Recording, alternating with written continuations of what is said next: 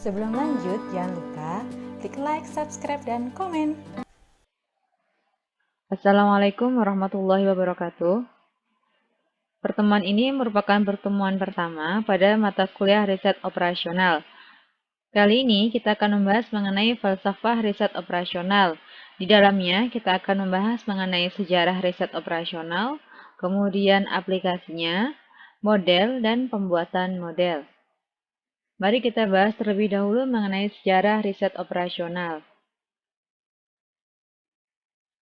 Riset operasional pertama kali muncul di Inggris saat Perang Dunia II. Pada saat itu, Inggris menggunakan suatu pendekatan yang diberi nama Operation Research atau riset operasi. Diberi nama demikian karena dalam penyelesaian masalah-masalah perang, mereka berkonsultasi dengan para ilmuwan.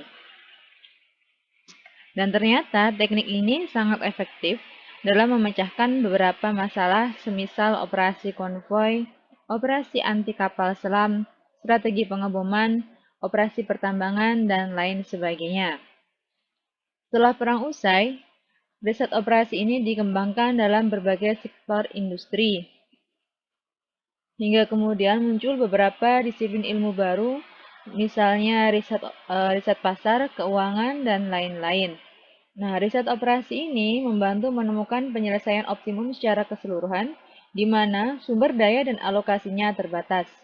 Sebagai pimpinan perusahaan seperti manajer atau lainnya, kita dituntut untuk memikirkan solusi optimum. Solusi optimum ini bisa maksimum, bisa minimum. Jadi nanti pasti dalam menjalankan suatu industri ada beberapa keterbatasan dalam sumber daya dan kita diminta untuk menemukan solusi optimum. Entah itu misalnya memaksimumkan keuntungan yang didapat atau meminimumkan biaya yang dikeluarkan. Contoh kasus dalam kehidupan sehari-hari, misalnya memilih jalur darat untuk pengiriman barang yang optimal dari segi biaya maupun waktu. Jadi, dalam memilih suatu jalur, perlu suatu analisis agar kita mendapatkan hasil yang optimal, entah itu dari segi biaya maupun dari segi waktu. Karena bisa saja pada satu jalur, sebutlah jalur A, kita mendapatkan biayanya memang murah, tapi waktu tempuhnya sangat lama. Atau mungkin pada jalur B, waktunya cepat ditempuh, tapi biayanya tinggi, misalnya karena melewati jalan tol. Tentu kan kita harus membayar tiket tol yang tidaklah murah. Kemudian, menentukan ukuran kaleng kemasan dengan volume tertentu agar menggunakan bahan seminimum mungkin. Jadi di sini, dengan suatu alokasi bahan tertentu, misalnya hanya mempunyai bahan satu gelondongan. Nah, dari satu gelondongan itu bagaimana caranya agar mendapatkan ukuran yang efisien sehingga mendapatkan keuntungan yang maksimum. Karena dari satu gelondongan itu, jika kita tidak mempunyai perhitungan yang bagus, bisa saja kita hanya misalnya cuma dapat 4 kaleng. Nah, tapi kalau dengan ukuran yang maksimum dapat 10 kaleng. Nah, seperti itu. Kemudian, pada pengaturan lampu lalu lintas dalam menentukan lama lampu hijau atau merah menyala agar antrian kendaraan seminimal mungkin. Nah, ini contohnya pada suatu titik di daerah perkotaan itu ada persimpangan atau perempatan di mana antrian kendaraannya sangat panjang.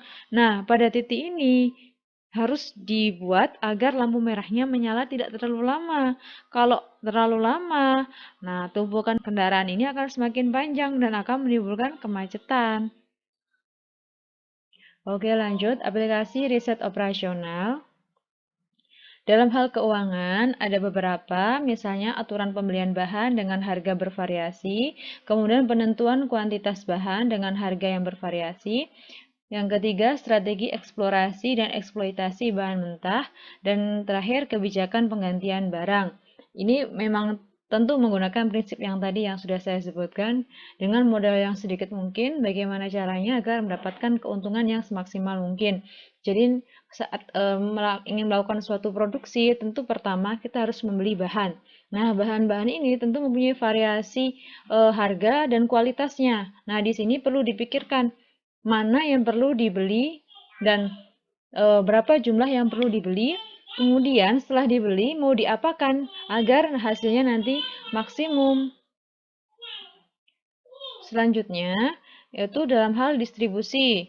Ini yang pertama, aplikasinya lokasi dan ukuran gedung, pusat distribusi dan pengecer, kemudian kebijakan distribusi, yang ketiga logistik dan sistem distribusi. Ini contohnya sama kayak yang tadi, yang masalah pemilihan jalur, bagaimana caranya mengirim barang dari gudang, kemudian ditaruh ke pengecer. Nah, bagaimana caranya agar terhubung mereka dalam suatu jalur yang bisa menguntungkan, tidak terlalu lama, dan ongkosnya juga tidak terlalu mahal. Selanjutnya dalam hal industri, yaitu perencanaan produksi. Yang kedua, stabilisasi produksi dan karyawan. Itu tadi, saat ingin melakukan produksi, tentu kita harus merencanakan sesuatu dengan matang. Dengan bahan yang ada, bagaimana caranya agar kita bisa mendapatkan keuntungan yang maksimum. Entah misalnya ada produknya ada A, B, C, bagaimana caranya ketiga produk ini kita produksi, misalnya yang A dibanyakin, yang B sedikit saja, yang C boleh dibanyakin juga. Nah, ini harus direncanakan. Aplikasi dalam bidang marketing diantaranya yaitu pemilihan produk, timing, perlakuan terhadap kompetitor. Yang kedua yaitu penentuan jumlah salesman. Yang ketiga adalah strategi periklanan. Dalam bidang marketing, ini adalah tombak utama untuk mendapatkan keuntungan. Karena jika marketingnya sukses, maka penjualannya pun akan naik. Nah, dari sini untuk mendapatkan target yang kita inginkan, perlu beberapa kebijakan. Misalnya, berapa jumlah salesman yang perlu kita kerahkan. Jangan sampai kita kerahkan banyak, ternyata penjualannya hanya sedikit. Nah, dari sini perlu kita kaji berapa jumlah yang optimum. Karena kalau terlalu banyak yang kita kerahkan, berarti gaji yang harus kita berikan juga banyak. Kemudian strategi periklanan. Lebih bagus mana periklanannya? Apakah bisa misalnya endorse dari Instagram? Ataukah memasukkan iklan di dalam televisi? Atau mungkin ke koran dan lain sebagainya. Nah, perlu dilihat mana yang lebih efektif dan mana yang bisa meningkatkan penjualan lebih banyak. Kemudian dalam hal personil, di sini perlu dilakukan pemilihan personel gabungan antara umur dan keterampilan. Kemudian kebijakan penerimaan karyawan dan pembagian kerja. Personel ini memang sangat menentukan agar dalam satu sesi semua pekerjaan bisa sampai selesai. Mana yang dalam satu sesi itu bagian produksi. Berarti tentu mereka adalah mereka-mereka yang telaten dan cekatan. Kemudian mana yang bagian marketing. Nah, tentu harus mereka yang cakap dalam berbicara dan mengetahui banyak tentang produknya. Atau mungkin dalam bidang inovasi, tentu mereka yang kreatif lah yang harus ditempatkan dalam posisi ini. Selanjutnya, kita bahas mengenai model. Dalam riset operasi, tentu pokok dari pembahasan adalah adanya suatu model. Karena tentu dalam riset operasi akan ada banyak sekali keputusan yang perlu diambil dari berbagai kendala yang ada. Di sini, model adalah interaksi atau hubungan antara variabel-variabel yang mempengaruhi sistemnya. Perlu diketahui bahwa model ini dibuat dari suatu penyederhanaan sistem. Jadi misalnya ini, sistem yang sebenarnya adalah suatu lingkaran yang besar ini. Kemudian di sini kita perlu menyederhanakan atau membuat asumsi sistem.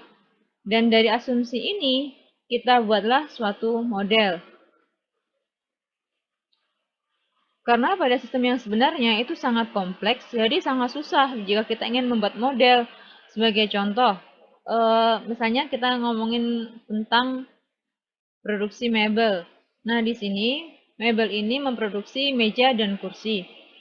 Tentu, secara sederhana, kita perlu mempertimbangkan untuk membuat meja butuh kayu berapa saja, untuk kursi membutuhkan kayu berapa. Kemudian, berapa keuntungan jika dijual? Nah, dari beberapa kondisi ini, kemudian kita buat suatu asumsi dan kita modelkan. Padahal sebenarnya, sistem yang asli tidak sesederhana itu. Kita perlu di situ terkait juga mengenai selera pasar. Percuma misalnya saja kita memproduksi kursi di mana perhitungan kita bahwa itulah yang paling optimal karena mendapatkan keuntungan yang maksimum, tapi ternyata selera pasar tidak demikian. Ternyata pasar justru lebih banyak membutuhkan meja. Tentu kursinya nanti tidak laku. Hanya saja yang namanya riset operasional, kita tentu perlu menyederhanakan asumsi tersebut. Jadi karena itulah akhirnya terbentuk suatu model. Pembahasan selanjutnya yaitu model-model riset operasional. Secara umum, model dalam riset operasi dibagi ke dalam 3 bagian utama. Yang pertama yaitu dalam teknik pemrograman matematika, misalnya dalam metode kalkulus, pemrograman linear, pemrograman kuadratis, pemrograman bilangan bulat, dan lain-lain. Kemudian di sini juga mengenai untuk teknik pemrosesan stokastik, yaitu misalnya proses Markov, teori antrian, simulasi, teori reliabilitas, dan lain-lain. Kemudian mengenai metode statistik, yaitu ada analisis regresi, analisis cluster, rancangan percobaan, analisis diskriminasi, dan lain-lain. Yang akan kita bahas dalam perkuliahan kita hanya sebatas pada pemrograman linear, dan kalau memang masih ada waktu, mungkin pemrograman bilangan bulat. Untuk yang lainnya, kalian bisa coba belajar sendiri. Nah, yang analisis regresi ini dibahas pada mata kuliah statistik dan probabilitas pada semester 2. Oke, selanjutnya, pembuatan model riset operasional. Dalam pembuatan model, terdapat 3 komponen utama, yaitu pertama variabel keputusan, yaitu faktor-faktor yang mempengaruhi nilai tujuan. Kemudian ada tujuan, yaitu suatu fungsi atau persamaan yang menghubungkan variabel dan membentuk kesatuan tentang apa yang ingin dicapai. Kemudian di sini adalah kendala, yaitu sekumpulan pertidaksamaan atau pertidaksamaan yang membatasi harga suatu variabel. Kita bahas lagi sebagai contoh tentang produksi mebel tadi ya. Nah, di sini ada suatu variabel keputusan. Variabel keputusannya adalah meja dan kursi. Untuk tujuannya, kita adalah ingin mendapatkan keuntungan maksimum. Sedangkan kendalanya yaitu keterbatasan bahan kayu yang digunakan untuk membuat kursi maupun meja. Sebagai contoh. Nah, ini ya. Ini tentang perusahaan mebel. Sebuah perusahaan mebel akan membuat meja dan kursi. Nah, di sini meja dan kursi menjadi variabel keputusan. Nah, kita misalkan X1-nya meja, X2-nya kursi. Misalnya, setiap meja membutuhkan 5 meter persegi kayu dan 2 meter persegi kayu pinus, serta membutuhkan waktu pembuatan selama 4 jam. Pembuatan kursi membutuhkan 2 meter persegi kayu jati, 3 meter persegi kayu pinus, dan 2 jam kerja. Nah, dari penjualan sebuah meja didapatkan keuntungan sebesar 12.000, sedangkan keuntungan dari sebuah kursi adalah 8.000. Kemudian, mebel itu ingin membuat sebanyak-banyaknya, tetapi terbatas dalam bahan baku dan tenaga kerja. Oke. Nah, dalam seminggu ia hanya mampu mendapatkan 150 meter persegi kayu jati, 100 meter persegi kayu pinus, serta hanya memiliki 80 jam kerja. Berapa buah meja dan kursi yang harus ia buat mengingat kendala yang ada supaya ia memperoleh keuntungan yang sebanyak-banyaknya. Tujuan di sini yaitu memaksimumkan keuntungan. Di mana tadi untuk meja keuntungan yang didapatkan adalah 12.000 dan untuk kursi adalah 8.000. Nah, ini fungsi tujuan kita. Selanjutnya, untuk kendala di sini, maka kita pertama-tama membuat tabel. Kita tulis di sini adalah sumber daya, kemudian di sini adalah variabel. Variabel pertama yaitu meja atau X1, kemudian di sini adalah kursi yaitu X2 dan di sini ada persediaan atau ada juga yang menulis batasan. Kemudian di sini tulis sumber daya yang kita butuhkan yaitu ada kayu jati, kayu pinus dan juga adanya jam kerja. Oke, kita lanjut. Untuk meja tadi kita membutuhkan 5 meter persegi kayu jati. Kita tulis di sini 5 meter persegi kayu jati. Kemudian 2 meter persegi kayu pinus. Nah, di sini 2 meter persegi kayu pinus. Kemudian jam kerjanya adalah 4 jam. Nah, di sini 4 jam. Untuk kursi, maka membutuhkan 2 meter persegi kayu jati. Kita tulis di sini 2. Kemudian kayu pinusnya adalah 3 meter persegi. Sedangkan di sini untuk jam kerjanya adalah 2. Kemudian kita lihat persediaan atau batasan. Coba lihat di sini. Nih, ini batasannya ada di bawah. Kayu jatinya hanya 150 meter persegi di sini. Kayu pinusnya 100 meter persegi. Kemudian jam kerjanya adalah 80. Oke. Dari sini kita bisa membuat fungsi kendala. Coba lihat. Kita ingat ya, meja X1, kursi adalah X2. Berarti kita membuatnya 5X1 ditambah 2X2 kurang dari sama dengan 150. Nah, ini. Kenapa kok kurang dari? Karena dari batas bahan yang ada ini, kita hanya bisa membuat kurang dari atau sama dengan. Jadi bisa dihabiskan, bisa kurang dari. Tidak mungkin lebih dari. Mau ngutang ke siapa gitu logikanya. Sama yang bawah juga. 2X1 ditambah 3X2 kurang dari sama dengan 100. Yang ini 4X1 ditambah 2X2 kurang dari sama dengan 80. Dan kita tambahkan fungsi kendalanya yaitu X1 dan X2 lebih besar sama dengan 0. Karena di sini kita sedang membicarakan tentang produksi. Jadi pasti produksinya itu positif. Maksud saya produksinya tidak mungkin kan pabrik ini sudah memproduksi -3. Nah, kan tidak mungkin. Pasti paling tidak itu tidak memproduksi atau 0 dan pasti ada produksinya 1, 2, 3, 4, 5. Jadi kita buat fungsi kendalanya lebih besar sama dengan 0. Jadi tidak mungkin negatif. Baik, terima kasih. Ini akhir dari perkuliahan kita. Semoga kalian bisa memahami apa yang saya sampaikan. Assalamualaikum warahmatullahi wabarakatuh.